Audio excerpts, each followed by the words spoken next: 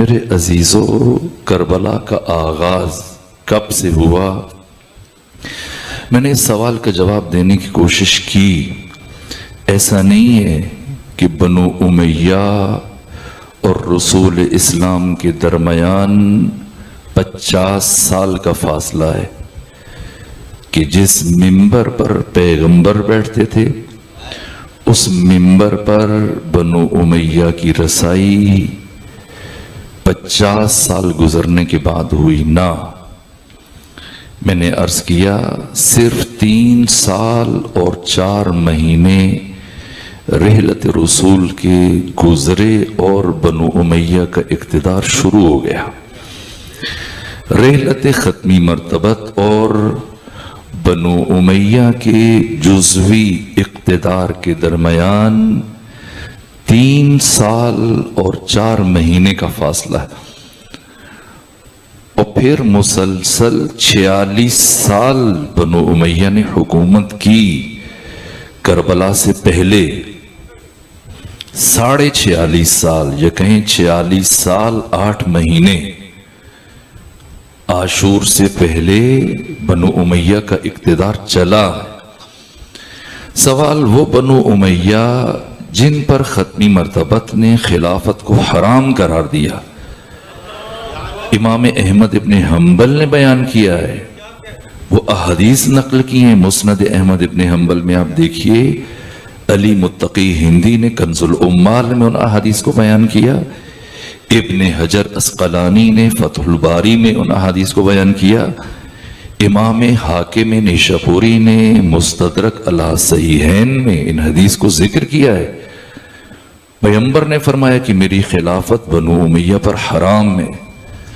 سوال یہ بنو امیہ کس طرح سے ختمی مرتبت کی مسند تک پہنچنے میں کامیاب ہو گئے؟ وہ بھی 50 سال بعد نہیں، 40 سال بعد نہیں، 30 سال بعد نہیں، 3 سال 4 مہینے کے بعد۔ اس کے عوامل کیا ہیں؟ اس کے اسباب کیا ہیں؟ صرف یہ ظلم نہیں ہوا، ختمی مرتبت اور آپ کی ذات پر، آپ کی شخصیت پر جو ظلم ڈھائے گئے، ان میں سے سر فہرست رحلت رسول کے فوراً بعد نقل حدیث پر پابندی لگا دی گئی۔ امام شمس الدین ذہبی صاحب تاریخ اسلام، صاحب سیر و اعلام نبلاء، ان کی تیسری بڑی کتاب تذکرۃ الحفاظ، اس کی دوسری جلد میں انہوں نے تحریر کیا۔ امام احمد ابن حنبل نے اپنی مسند کی تیسری جلد میں تحریر کیا، اور بڑی بڑی شخصیات نے، امام حاکم نیشاپوری جنہیں برادران اہل تسنن کے ہاں امام المحدثین کہا جاتا ہے، انہوں نے کئی مرتبہ ان احادیث اور ان مسائل اور ان واقعات کو بیان کیا۔ رحلت رسول کے چند دن گزرنے کے بعد نقل حدیث پر پابندی لگ گئی کہ کوئی رسول کی حدیث بیان نہیں کر سکتا۔ یہ تمام مورخین نے لکھا، ابن کثیر نے البدایہ والنہایہ میں لکھا ہے، اور عذر یہ تراشا گیا کیونکہ قرآن ابھی ابھی جمع ہوا ہے تو خوف التباس ہے، مبادا حدیث قرآن کا حصہ بن جائے، حدیث قرآن میں شامل ہو جائے اور عام مسلمان فرق نہ کر سکیں کہ حدیث رسول کون سا کلام ہے اور قرآن کون سا کلام ہے، جبکہ اتنی بڑی تعداد میں ہزاروں صحابہ کرام حافظان قرآن موجود ہیں۔ مان لیں اگر قرآن کی ابھی تک باقاعدہ طور پر تدوین نہیں ہوئی، باقاعدہ طور پر لکھا نہیں گیا، تحریر نہیں کیا گیا، بالفرض یہ بات مان لی جائے، پھر بھی ہزاروں صحابہ کرام ان کے سینوں میں قرآن مجید حفظ ہے، محفوظ ہے، یاد ہے۔ پھر یہ عذر تراشی کے خوف التباس تھا کہ مبادا قرآن اور حدیث مخلوط ہو جائیں، کاتی پاتی ہو جائیں، پتہ نہ چلے کلام خدا کون سا ہے، کلام رسول کون سا ہے۔ اس لیے اپنی حکومت کے آغاز میں حزب حاکم نے جو سب سے پہلا حکم جاری کیا، نقل حدیث پر پابندی عائد کر دی، اور صرف اتنی تخصیص جاری کی اور اتنا استثناء جاری کیا کہ صرف وہ احادیث جن کا تعلق اعمال سے ہے، افعال سے ہے، حلال و حرام سے ہے، لوگوں کے روزمرہ کے امور، انہیں بیان کیا جا سکتا ہے۔ اور علامہ بیہقی نے دلائل النبوہ میں اور باقی محدثین نے یہ حدیث بیان کی ہے، یہ ختمی مرتبت کی پیشن گوئیوں میں سے ہے۔ غزوہ خیبر کی فتح کے بعد پیغمبر اسلام نے فرمایا کہ عنقریب میری احادیث کو بیان کرنے سے یہ کہہ کے روکا جائے گا، یہاں تک آقا نے فرمایا کہ اللہ کی بارگاہ میں جو حیثیت خود کلام قرآن کی ہے وہی حیثیت میرے کلام کی ہے۔ طہارت سے لے کر دیات تک یہ 56 کتابیں فقہی جن میں لاکھوں احکام بیان ہوئے، لاکھوں حلال و حرام بیان ہوئے، لاکھوں مسائل بیان ہوئے، قرآن کی 6236 آیتوں میں اگر آپ تکرار کو شامل کر لیں تب بھی آیات الاحکام کی زیادہ سے زیادہ تعداد 500 ہے۔ اگر آپ قرآن تک منحصر ہو جائیں تو پھر دین کے اس 99% حصے سے ہاتھ اٹھا لیں۔ قرآن تو جوامع الکلم ہے، قرآن تو اصول بیان کر رہا ہے۔ سنت نبوی، سیرت نبوی، حدیث نبوی یہ روح اسلام ہے۔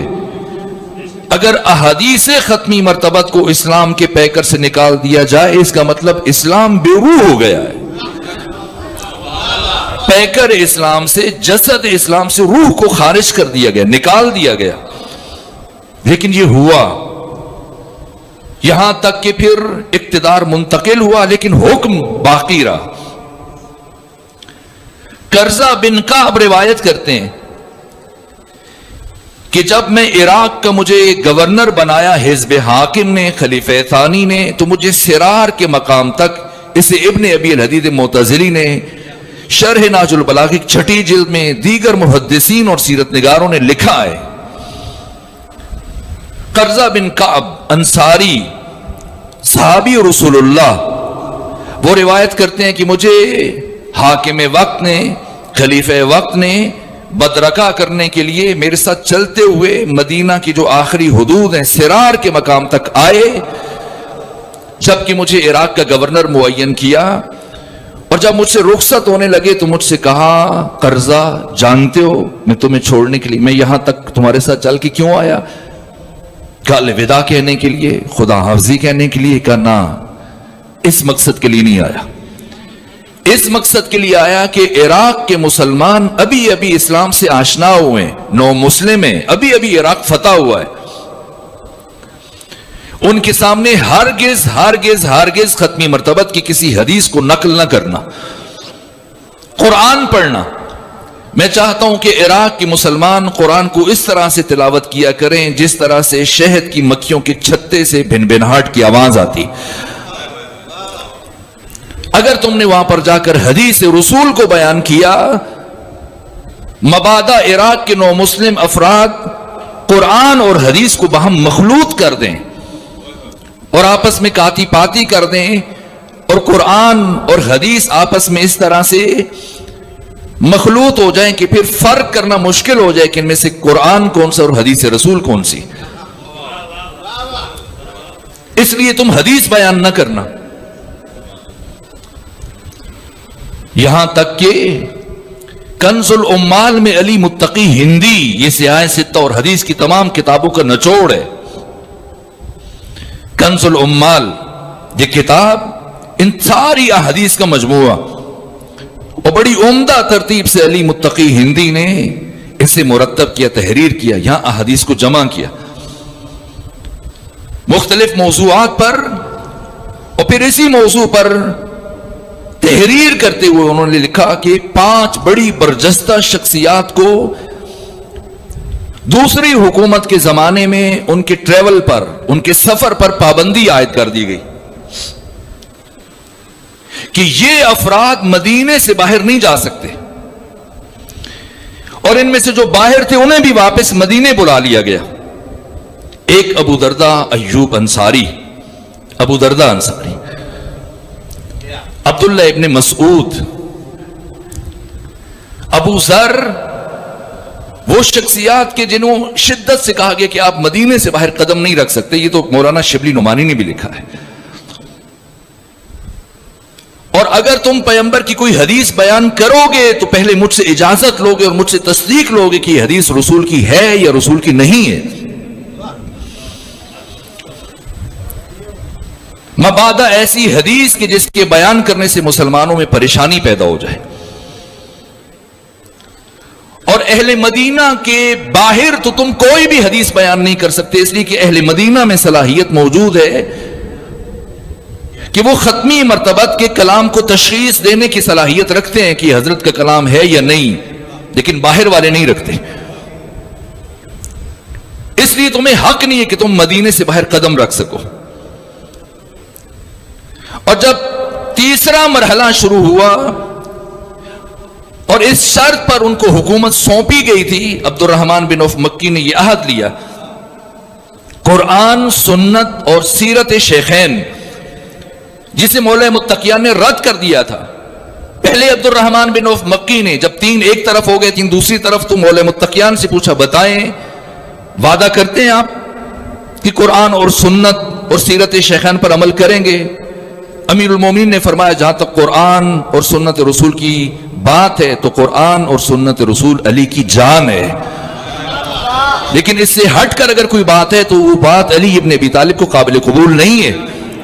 لیکن جو دوسرے فرد موجود تھے انہوں نے وعدہ کیا اور اس وعدے کو کافی حد تک نبھایا بہت ساری چیزوں میں.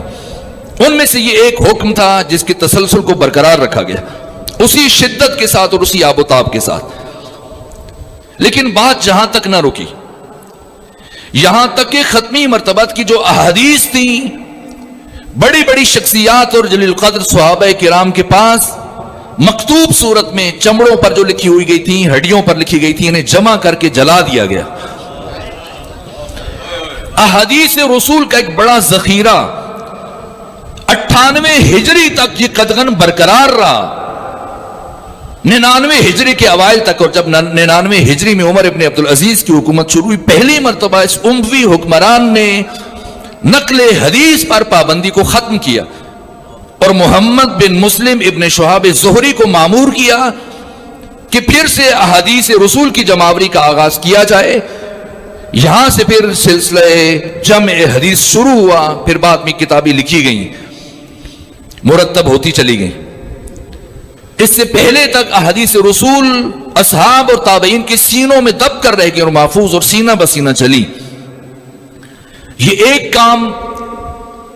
اور دوسرا بڑا کام جو اس سے بڑا ظلم تھا، جس کا اثر اور نتیجہ مسلمان قیامت تک بھگتتے رہیں گے، اور آج بھی کبھی ہندوستان سے، کبھی انگلستان سے، کبھی سویڈن سے، کبھی دوسرے ملک سے ختمی مرتبت کی شخصیت کے خلاف ہرزہ سرائی ہوتی ہے، فلمیں بنائی جاتی ہیں، متحرک خاکے بنائے جاتے ہیں، کتابیں لکھی جاتی ہیں. ان کا منشا یہ دوسرا کام تھا جو انجام دیا گیا.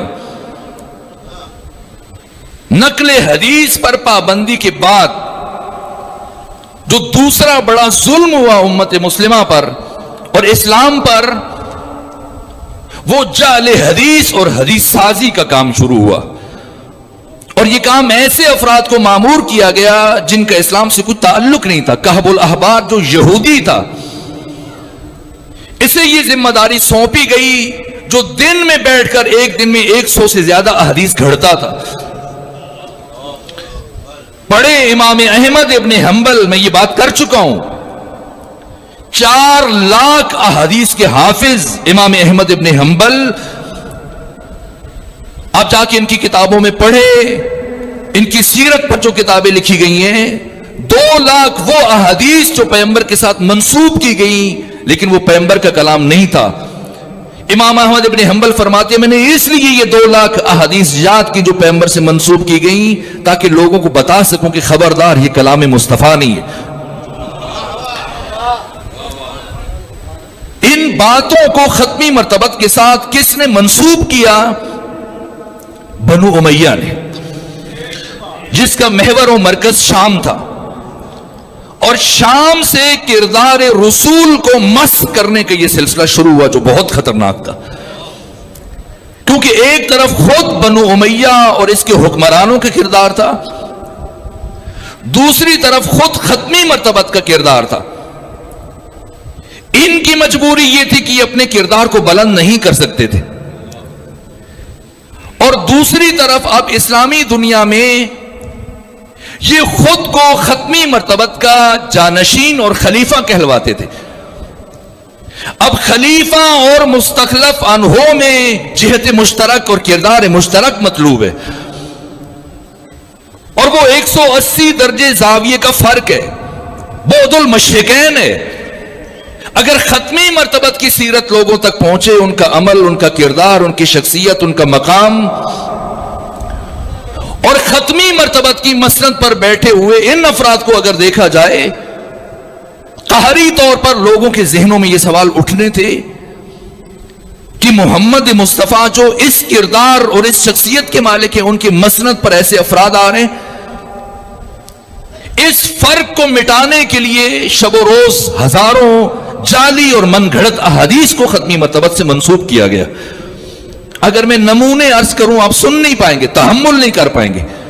اگر میں سیاہ ستہ سے یا بڑی بڑی جو کتابیں حدیث کے مجموعے ہیں اشارے کروں آپ کے لیے سننا تحمل کرنا ہو. میں نہیں چاہتا کہ میں اپنی زبان سے وہ کلمات ادا کروں جنہیں حدیث رسول کہہ کے ختمی مرتبت سے منسوب کیا گیا، اور آج تک مسلمان معاشرہ اس کی پاداش میں جواب نہیں دے پا رہا. جو ہندوستان سے ہمسایہ ملک سے کتاب چھپی تھی چند سال پہلے، جس کے لکھنے والے کو غازی علم دین شہید نے قتل کیا تھا عدالت میں، اس نے عدالت میں کھڑے ہو کے کیا کہا تھا؟ جج سے یہی کہا تھا کہ جو میں نے لکھا ہے یہ وہ ساری احادیث ہیں جو مسلمانوں کی کتابوں میں موجود ہیں، اگر ان میں سے ایک بھی بات میری طرف سے ہو تو مجھے یہیں پر پھانسی دی جائے، مجھے کوئی عذر نہیں ہے. ایسی بات سلمان رشدی نے کی. یہ خطرناک کام کب ہوا؟ عہد بنو امیہ. 40 ہجری سے لے کر 99 ہجری تک تسلسل سے یہ کام انجام پایا. ایک طرف شخصیت رسول کو مجروح کیا گیا، دوسری طرف شخصیت امیر المومنین کی اس درجہ کردار کشی کی گئی. خاکم بدہن.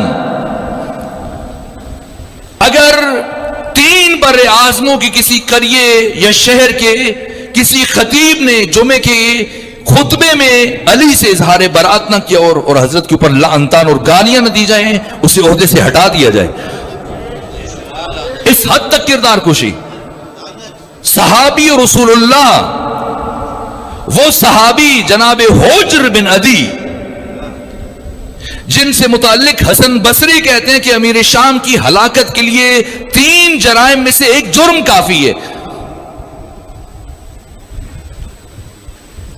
جو حجر بن عدی جیسے عظیم المرتبت صحابی رسول کو اپنے 6 ساتھیوں کے ساتھ شہید کیا. کس جرم میں؟ صرف اس جرم میں ابن زیاد بن ابی نے 40 افراد سے گواہی دلوائی اور یہ خط بھیجا شام کہ حجر بن عدی کا جرم یہ ہے کہ علی ابن ابی طالب سے اظہار برات نہیں کرتے، علی کو گالیاں نہیں دیتے، علی کو برا نہیں سمجھتے. اس جرم میں شہید کیا گیا انہیں اپنے بیٹے کے ساتھ، باقی 6 ساتھیوں کے ساتھ. اور جن 40 افراد نے ان کے اوپر دستخط کیے، وقت نہیں ہے، میں شاید کل یا پرسوں ان میں سے کچھ نام لوں تاکہ واقع کربلا کے پھر وہ اہم پہلو ان سے اور قریب ہو جائیں. 12 افراد جنہیں عمر ابن سعد نے روز عاشور 36,000 کے لشکر کا سپہ سالار اور علمبردار بنایا، اور کسی کو 4,000 کا دستہ دیا، کسی کو 2,000 کا دستہ دیا. ان 12 میں سے 9 افراد وہ تھے ان 40 میں سے جنہوں نے اپنے نام تحریر کر کے نیچے دستخط لکھے تھے. ابو موسیٰ اشعری جیسے افراد اس میں شامل تھے. شبس ربعی، عمرو بن حجاج وہ فرد کہ جو بندش آب پر مامور تھا. آج 7 محرم ہے، 7 محرم سے پانی بند ہوا. عمر ابن سعد نے اپنے جس جرنیل کو پانی کی بندش پر معین کیا، اس کا نام عمرو بن حجاج تھا. کون عمرو بن حجاج؟ یہ خود رسول اللہ کا صحابی تھا. 500 کے دستے کے ساتھ ڈیوٹی دے رہا تھا. بعد میں اس تعداد کو دن بدن جیسے جیسے وقت گزر رہا تھا بڑھا دیا گیا. اور جب ابو الفضل عباس پانی لینے کے لیے گئے 8,500 افراد کا پہرا تھا شط فرات پر. یہ کردار، یہ علی کی مظلومیت ہے. اب سمجھیں ہم کربلا سے قریب تر ہو گئے. یہ علی کی مظلومیت ہے. علی فرماتے ہیں انزلنی الدہر حتی یقال علی و معاویہ، کہ زمانے نے مجھے اتنا گرا دیا کہ آج یہ کہا جا رہا ہے کہ علی اور معاویہ. بھلا کہاں علی اور کہاں معاویہ؟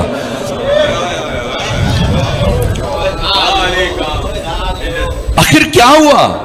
وہ رسول جس نے ریشم کو حرام قرار دیا، وہ رسول جس نے سونے اور چاندی کو مرد پر حرام قرار دیا، وہ رسول اسلام کی جنہوں نے درندوں کی کھال کا پہننا اور استعمال مسلمانوں پر حرام قرار دیا، شراب کو حرام قرار دیا، یہ ساری چیزیں ختمی مرتبت سے منسوب ان کے نام پر حکومت حاصل کرنے والے افراد. عجیب کردار ہے، عجیب کردار ہے. ابن حجر اسقلانی نے جو بیان کیا حبیب السیر میں نے عجیب واقعہ دیکھا ہے. جو 6 گورنر کوفہ کے لیے معین کیے گئے ان 20 سالوں میں، 40 ہجری سے لے کر 60 ہجری تک 6 گورنر.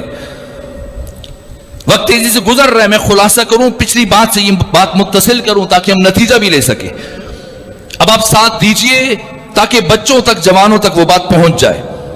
پہلی بات آپ میرا ساتھ دیں اور بتائیں تاکہ مجھے بھی تسلی اور تشفی اور اطمینان ہو جائے. کل میں بہت جلدی بول رہا تھا، لیکن اب ساری گفتگو کا خلاصہ اور نچوڑ اور نتیجے تک ہم پہنچ سکیں. مروان بن حکم جو کئی سالوں سے مدینے کا گورنر تھا، امیر شام نے کیوں ہٹایا؟ اس لیے ہٹایا کہ یہ امام حسین کے ساتھ انتہائی زیادہ کینہ اور دشمنی رکھتا ہے اور اس دشمنی پر ضبط نہیں کر پائے گا. اور جب امام حسین مدینے سے نکلنا چاہیں گے یہ سد راہ بنے گا، رکاوٹ بنے گا اور میرا کام خراب ہو جائے گا. جو میں نے نقشہ مرتب کیا، ترتیب دیا، وہ سارا بگڑ جائے گا. اس لیے جو کئی سالوں سے گورنر چلا آ رہا تھا اسے عہدے سے ہٹا دیا اور اپنے قریبی عزیز کو، اپنے بھائی کو گورنر بنایا. ولید بن عتبہ بن ابو سفیان اسے گورنر بنایا. بس سادہ لو مورخین نے تحریر کیا کہ بڑا نرم خو تھا، بہت متحمل مزاج تھا. اس نے امام حسین کے ساتھ اچھا رویہ دکھایا اور کوئی تعرض نہیں کیا، آپ کو جانے دیا. نہ بات یہ نہیں ہے، بات یہ تھی کہ اسے مرکز کی طرف سے یہ ماموریت ملی تھی کہ کچھ بھی ہو تم نے حسین کے ساتھ نہیں ملجھنا. جب امیر شام حج کے بعد مدینہ آیا دوسری مرتبہ 56 ہجری میں، 1000 ننگی تلواریں موجود ہیں. اس کے سپاہی جو شام سے اس کے ساتھ محافظ دستہ آیا تھا سب کھڑے ہیں، امیر شام بیٹھا ہے اور یہ 4 افراد بھی موجود ہیں. عبداللہ ابن عمر، عبداللہ ابن زبیر، عبداللہ ابن عباس، حسین ابن علی اور عبد الرحمن بن ابی بکر.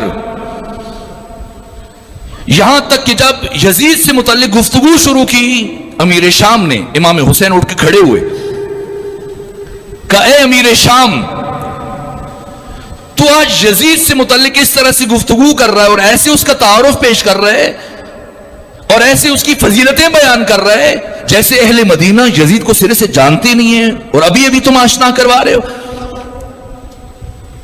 بھلا کیا یزید کا کردار اور اس کا عمل کسی سے ڈھکا چھپا ہے اور تمہارا یزید جیسا بیٹا کسی تعارف کا محتاج ہے؟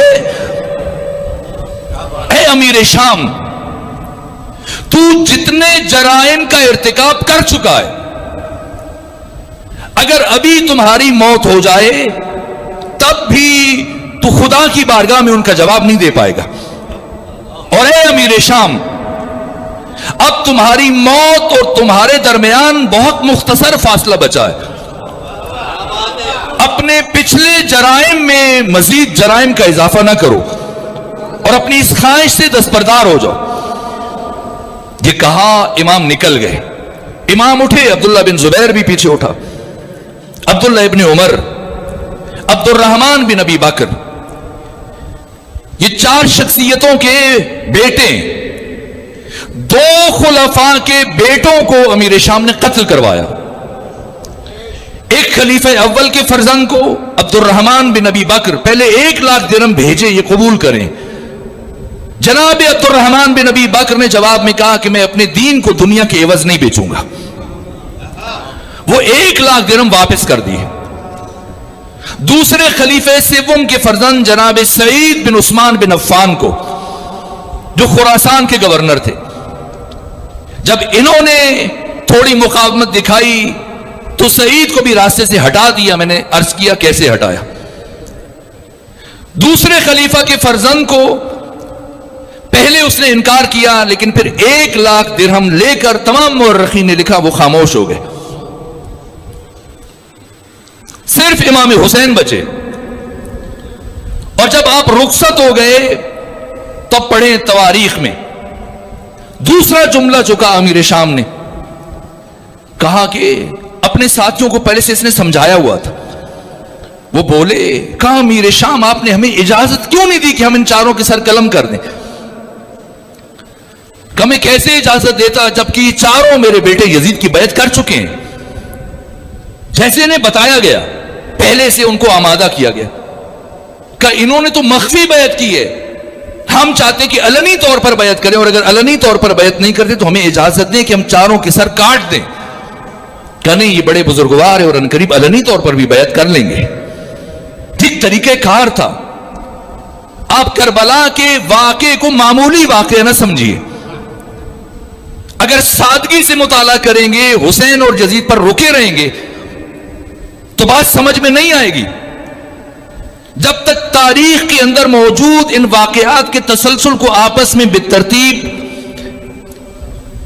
اس طرح سے نہیں پڑھیں گے کہ آپ نتیجے تک پہنچ سکیں, اب کبھی بھی نتیجہ, وہ نتیجہ جو حقیقی نتیجہ اسے حاصل نہیں کر سکتے. یہاں تک کہ 6 گورنر جو کوفہ کے تھے, جنہوں نے برجستہ ترین رشید حجری جیسی شخصیت کو قتل کیا, کمیل ابن زیاد نخعی, وہ جس شخصیت کی سے منصوب آپ دعا پڑھتے ہیں, دعائے کمیل, انہیں شہید کیا. حجر بن عدی کو شہید کیا, عمرو بن حمق کو شہید کیا. اتنی برجستہ ترین شخصیتوں کو, میثم تمار کو شہید کیا, اور ہزاروں کی تعداد میں کوشش کی گئی کہ کوفے کو تشیع سے خالی کر لیا جائے. اور کس کردار کے حامل افراد کو حکومت دی گئی میں بیان نہیں کر سکتا, آپ تاریخ پڑھ لیجئے. ان 6 میں سے ایک فرد وہ ہے عبد الرحمن بن ام حکم, جو امیر شام کا بھانجا ہے. جن 11 افراد پر امام صادق ہر نماز کے بعد نام لے کے لعنت کرتے تھے, ان میں سے ایک عبد الرحمن بن ام حکم ہے. اگر میں صرف اس کے مظالم کو بیان کروں کہ جو اس نے اپنے عہد اقتدار میں کوفہ میں انجام دیا, شاید ایک گفتگو درکار ہو, کم سے کم ایک گفتگو درکار ہو. اب سمجھیں, مدینہ میں مروان بن حکم کو عہدے سے ہٹایا اور اسے نئی ماموریت سونپ دی. کہا کہ تم نے حسین ابن علی پر مسلسل نگاہ رکھنی ہے. دارالامارہ کی ذمہ داری, حکومت کی ذمہ داری میرا بھائی ولید بن عتبہ انجام دے گا. تم نے صرف اور صرف حسین پر نگاہ رکھنی ہے کہ اہل عراق میں سے کون کون آتا ہے حسین سے ملاقات کرنے کے لیے. اور مروان بن حکم کا وظیفہ جاسوسی, جو افراد مختلف خطوں سے, یمن سے بالخصوص عراق سے امام حسین سے ملنے آتے, ان کی فہرست مرتب کی جاتی تھی. ادھر جو ملنے کے لیے آ رہا ہے وہ فہرست کوفہ روانہ کی جاتی, اور جب وہ مل کے جاتا تو تھوڑے عرصے کے بعد اس کی شہادت ہو جاتی. اب ولید بن عتبہ نے بغیر تعرض کے امام کو روانہ کر دیا. مکہ کے گورنر نے بغیر تعرض کے امام کو جانے دیا. نعمان بن بشیر نے خاموشی اختیار کی کہ اگر تقیہ کی وجہ سے کوئی مومن بچ گیا ہو تو وہ سر اٹھائے. اور جب سب سامنے آ گئے कौन कौन मुस्लिम इब्न अकील के साथ है, कौन कौन आपको जाके दिरहम दीनार दे रहा है, कौन आपके पास तलवारें जमा करवा रहे हैं, कौन पेश है। तो फिर उन अफराद की लिस्टें मुरतब की गई और अब उबैदुल्लाह इब्न जियाद को हुक्मरान बनाया गया, ताकि जो अफराद सामने आए या कत्ल किए जाएं या असीर कर दिए जाएं या शहर बदर कर दिए जाएं। और इन हालात में जब खुद यजीद इब्न मुआविया परेशान हुआ, जिस दिन इमाम हुसैन ने 8 ज़िलहज को मक्का छोड़ा, इसकी परेशानी बढ़ी और इसे कुछ समझ नहीं आ रहा था कि अब क्या करे। खबर एक एक लम्हे की खबर पहुंच रही थी।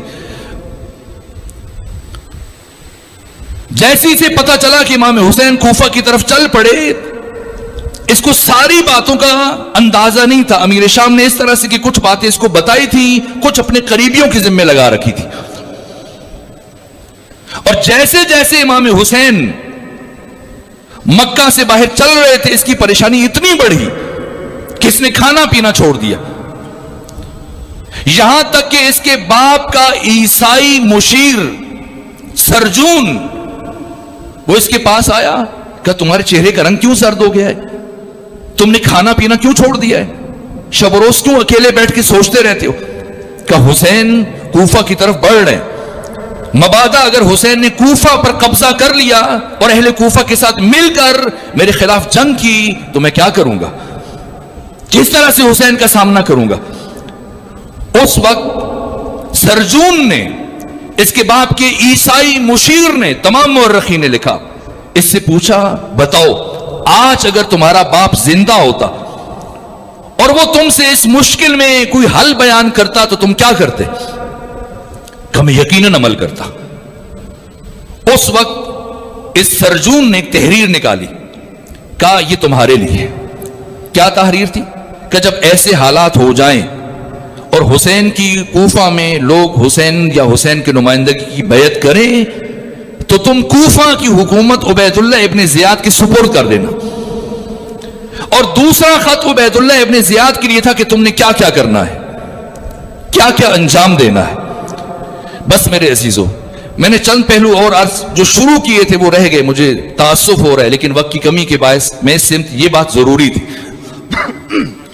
जो बात रह गई अब मैं कोशिश करूंगा कि कल और परसों की गुफ्तगू में मैं खुद बराह रास्त जो यजीद का किरदार है करबला में और आशूरा में, इन 4 महीनों में आशूर से पहले पहले उसने क्या क्या काम किए, शाम से कितने अफराद को भेजा और कूफा से किन किन जर्नैलों को मुंतखब किया और करबला में किसने क्या क्या किरदार अदा किया, मैं अर्ज करूंगा, कल अर्ज करूंगा। शर्मिंदा हूं, वक्त खत्म हो रहा है।